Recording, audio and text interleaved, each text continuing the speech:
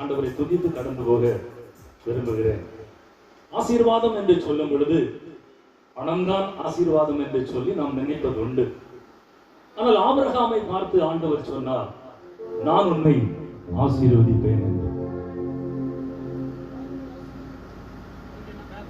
என்ன தருவேன்னு சொன்னாரு? உன் சந்ததியை பெருக பண்ணுவேன். கடற்கரை மணலை பார், உன்னால் என்ன முடியுமோ. நட்சத்திர கூட்டத்தை பார், உன்னால் என்ன முடியுமோ முடியாது. அந்த வண்ணமாக நான் உன் சந்ததியை ஆசீர்வதிப்பேன் என்று சொல்லி வாக்கு கொடுத்து அந்த மனிதனை அவர் ஆசீர்வதித்தார். இன்னொரு ஆசீர்வாதத்தை நான் உங்களுக்கு முன்பாக வைக்கிறேன். கர்த்தருடைய ஆசீர்வாதம் ஐஸ்வர்யத்தை தரும், அதோடு வேதனையை கூட்டார். செவர் இருந்தாதான் சித்திரம் வரைய முடியும். என்னதான் இருந்தாலும் நல்லா சாப்பிடணும்னா என்ன வேணும்?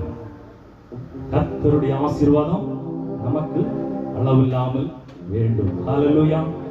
அதற்காக நாம் ஜெபிக்க வேண்டும். அது வேணும், இது வேணும், எதுவும் கொண்டு போக முடியாது.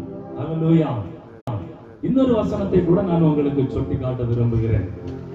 என் நாமத்தை பிரஸ்தாபப்படுத்துகிற எந்த இடத்திலும் வந்து நான் உங்களை ஆசீர்வதிப்பேன். ஹல்லேலூயா. ஹல்லேலூயா. சத்தமே இல்லையே. ஹல்லேலூயா. அதற்கு அர்த்தம் என்ன தெரியுமா?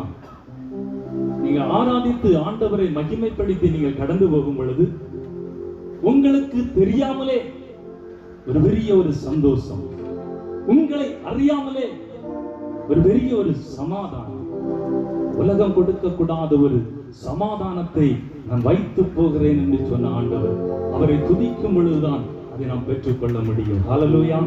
ஒரு பாடலை பாடி நம் ஆண்டவரை அப்படியே துதிக்க போகிறோம். எல்லாரும் சற்று நேரம் எழுதி நிற்கலாம்.